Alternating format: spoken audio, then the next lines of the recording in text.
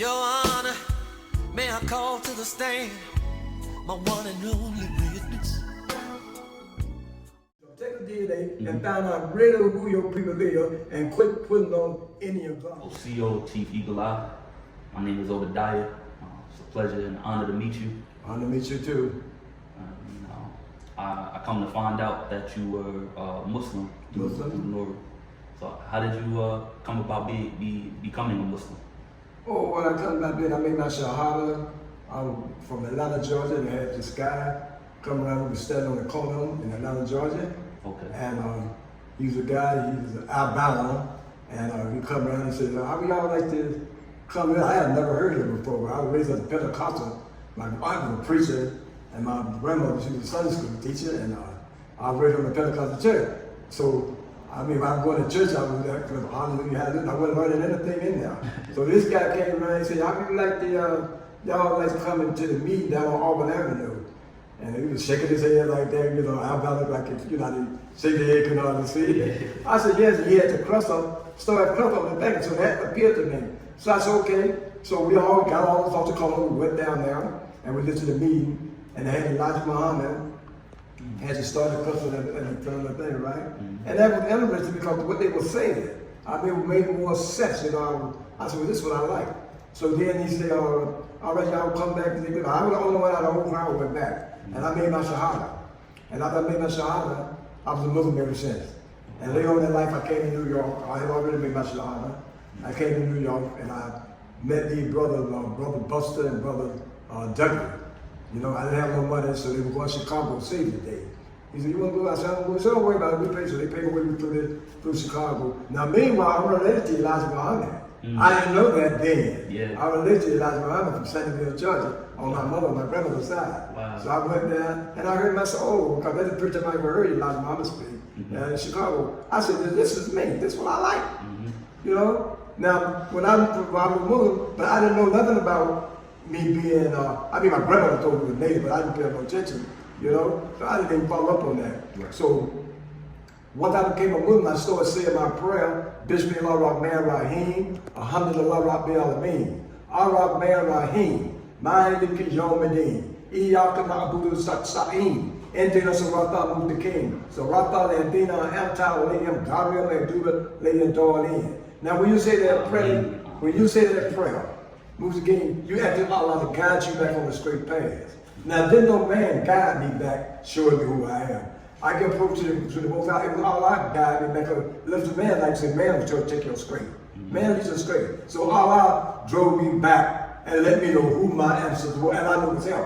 So I could approach to the Most High for trying me, and I know it was him because I do sculpture, I do painting.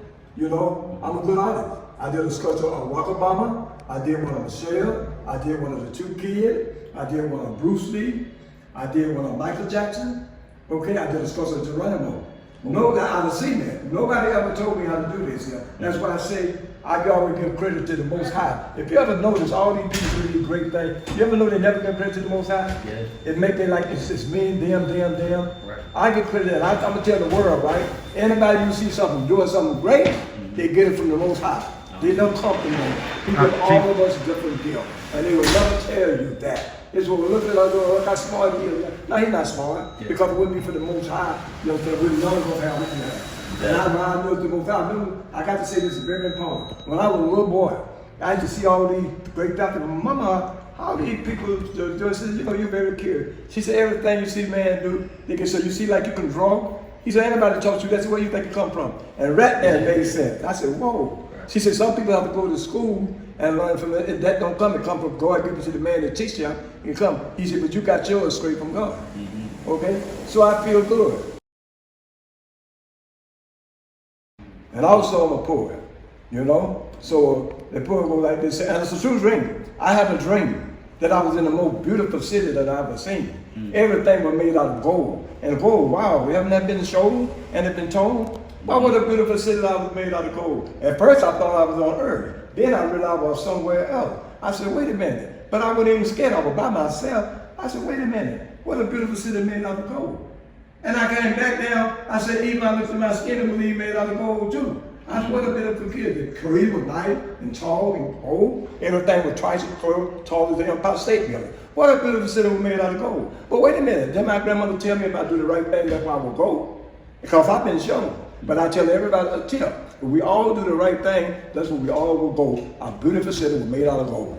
And that's the true dream I had. Wow. A lot of people ask me, how could you be an Indian and a Muslim at the same time? You mean tell me the guy Chinese can't be a Muslim?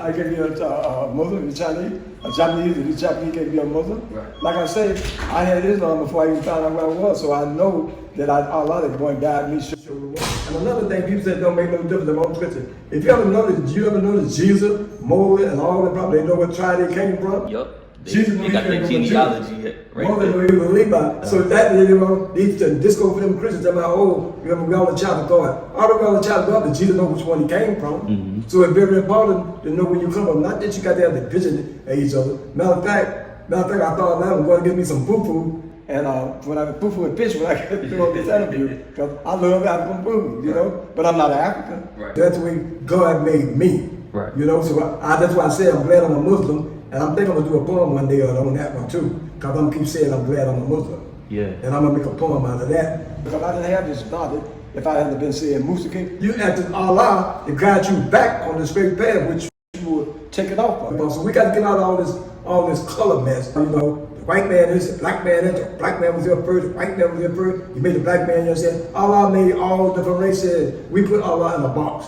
Definitely. That's man, Joe. We put him in a box. Right.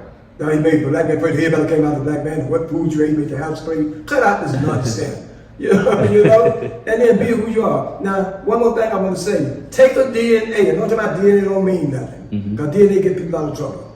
And put people in trouble. Take a DNA and find out really who your people are and quit putting on Indian glamour and talking about you as an Indian or one day in Native America or whatever you want to call yourself. And so you got to really find out who you are. If you're African, you understand? All right, respect that. Do that. If you're native, do that. If you got European, whatever. But quit climbing out, tell me, oh, I'm a native. My grandmother had hair way down to the floor. Right. Everybody's grandmother had way down to the floor. Everybody's a Cherokee. Right. There wasn't no salons back then, right? I am a Cherokee. But I ain't tell about a Cherokee. You know why? Because everybody used to see a Cherokee, and I am one. Yeah. And I got proof. So get proof like I got. Get your paperwork, get proof, get a DNA, Definitely. get proof, and quit just going and talk about it's street talk and listen to some Joe Blow standing on the corner, don't know your grandma. It's hard enough for me to find out my children. Somebody's gonna come and look at me and say, oh, you know you're from Africa. Yeah. And I'm supposed to believe it? Exactly. You know? I'm supposed to believe, like I say, all I black on the right planet. I ain't got to believe nobody now telling me where I come from. Yeah, my great-grandparents, members, European, white, come out of London, England. My DNA, they still say, I just got this here. They still send me papers, my DNA matched them. He was an architect and an engineer, and Allah gave me his DNA. That's why I never had to go to school. For I got his DNA. I got a grandson, got the same, could do the same thing. I never even showed him. So he got the same DNA. My oldest son and his son could do the same thing. He could do everything I do. And if he come with it just like I did. So we got to realize where I would come from Allah. Right. And then quit listening to these people telling you are. Go take a DNA and find out really who your peoples are. Yeah. And quit listening to Joe Blow on the corner. And then you will know. You know? Yeah, and like I've I said, done a DNA test myself, and you just mentioned that your relative was Elijah Poole. yeah. I'm related to the Pools as well. Who you? So, yeah. I got my grandmother on my father's side and my grandfather on my father's side are both from Sandersville. Yeah. Well, you might be related to me. We're gonna look at that. You might be related to me. Yeah. You know, it's a funny world. You know, like I say, life is funny. There might not be a coincidence that we met. Exactly. You know. Because like I say, everything in life is meant, you know? So I feel proud of all of this here. In fact, Lena Horne related to me, and Whitney Houston too.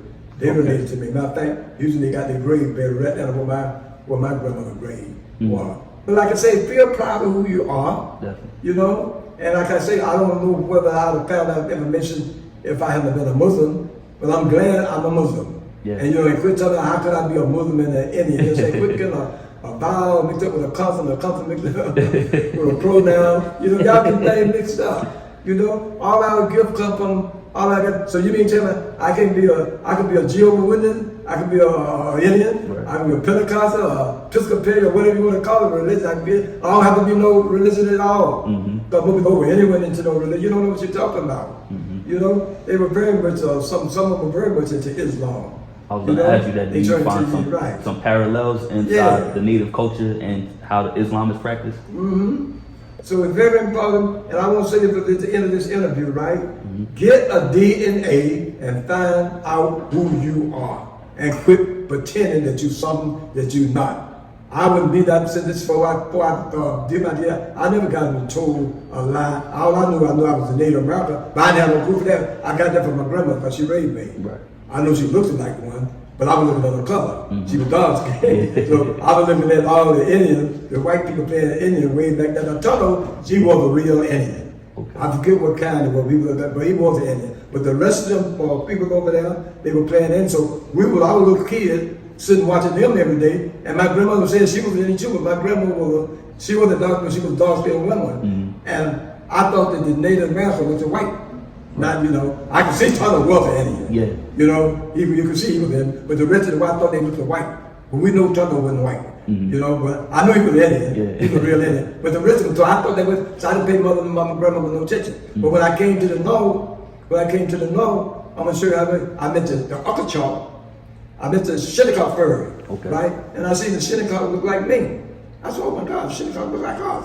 And then so she told me, the lady said, you didn't believe it. She said, where you from? I said, I'm from Atlanta. She said, you from Atlanta? You didn't believe your grandmother when she said, I said, I sure did. So well, you let them simple, you come to the north. And I feel good when I say that. I said, so you didn't believe your grandmother, but my grandmother was 97, she know what she was talking about. Right. But I wouldn't believe it. So when I come to the north, I found out, she said, now you know. And then after that, they said, come on, we're going to take it. And the one who was with me, they looked like me and looked like her. So we're going to take it to the Ukachaw. So they took me to the Ukachaw, right? Yeah. And I seen all them Indians, and I said, whoa, I feel the real good. I said, oh, look, I thought about my grandmother. My grandmother, like, why didn't she know that she know what she was talking about? Right. And I met Mr. Moran Bell, right? And he gave me the opportunity to do his grandmother. I painted her first. I painted the grandmother, which is Miss Bell. That was the great grandmother. I painted her a good picture. He got it hanging up out there in the Pusatuck Reservation in the shop, out in the smoke shop in the Pusatuck Reservation. And then after that, I painted Miss Abby. And then after that, he said, man, he said, how you like to do some sculpture from all here? I said, okay. He gave me a chance to do a sculpture. The first sculpture I did, sitting by his house, is an Indian chief Indian sitting there holding a peace pipe. It's sitting by his house today. And if y'all want to go see it, it's a Pusatuck Reservation, POOSPATUCK, out in Mastic, MASTIC, Mastic Long Island. You can Google Eagle Eye on the Pusatuck Reservation, and you can see all the big tall steps that I did. Now I done did about 8 of them out there now, about 30 feet tall out of cement. Wow. Okay, so I never had to go to school for this here, and I preach to Allah for giving me the gift. I feel good, and I always give him the honor. You know what I'm saying? Which nobody ain't got nothing to do with me. If you ever notice, most people never give Allah glory and most out whatever they want, because they never give him credit. Yeah. But I give him credit, that's why he keep blessing me. Amen. And meanwhile, I'm doing a sculpture of Einstein now, down in the basement where I'm sitting at now. I'm sitting in a chair with a globe in his hand. And y'all will be able to see all this stuff, and I'm the one that did it with my hand. You look at the Shinnecock, out in Shinnecock out in that Long Island, and the Pusatuck, and you'll see all my work I done did by myself out of cement. And that's another gift Allah gave me. You got a lot of sculpture, like, but they can't sculpture out of cement. Even some of the sculpture, how can I do it? But I tell you, my gift came from Allah. Allah gave me the knowledge how to do it. And I do it, and I do it good.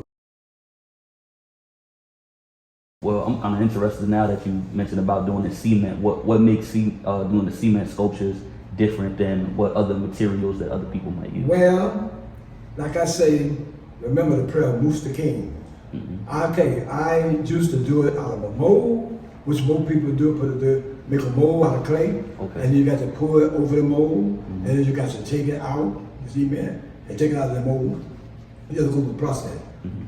I asked Allah bless me, like I say, make my prayer, Moose the King, I don't have to do no mold now. I don't have to go and use no other machine or nothing. I can use my hand and do it on the reservation, straight from the cement now. Wow. And like I say, Allah gave me the deal. Is if for most sculptures, still have to put it in a mold. And then I cannot do it. Then you got one sculpture, he do it out of white marble, Allen House, and he done passed away now. He was older than me, and he was a Cherokee off patches. He comes from the Geronimo line.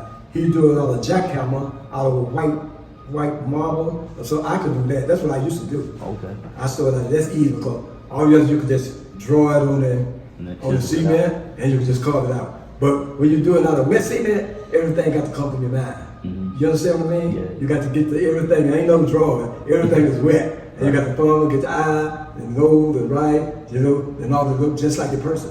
Everything just with your hand. So I'm doing Donald Trump. Everything I did Geronimo today. Everything just with my hand. I'm doing Donald Trump's now downstairs in the basement, and everything just with my hand. You see, so it's a different, but that's a different than me giving credit to Allah and He giving me more than giving me more with the abstract. Matter of fact, I call myself the king of the artists. Now that comes from giving Allah the credit and making a brother, like, it ain't no joke when you say Musa King. Musa King means guide you back on the straight path, and that's what He's doing. I'm asking Musa King, when you make your prayer. See, people just say a prayer, they don't realize, if you listen to the word, you act with Allah to do, you asking Him, you ain't just asking Him, and He's not going to do it. Right. You see? So I realized when a couple months, wait a minute. I'm surprised after all of a sudden. I said, I ain't got to use no more. Yeah. And then it comes to, remember you said Musa King. And then nobody remind me, say you said Musa King, you know. I just came to him and said, oh, you said you acted Allah to guide you back on the straight path. Right. So He did. He grabbed me back on the straight path and got me what my ancestors probably did too. Alhamdulillah. Yes. Assalamu alaikum. Wa alaikum You know, assalam. yeah. I'm glad she was Muslim. Yeah, likewise. I'm glad I'm a Muslim too. Yeah, And I'm glad do you a are plum, too. but I'm glad I'm a Muslim. I mean, Next time you hear, I'm glad I'm a Muslim. this is Obadiah. I'm here with Chief Eagle Eyes. This is Islam in the Eastern Woodlands, here with Turtle Gang, Edutainment. Not to have you like you used to, so help you God. You can't fake this long, partner.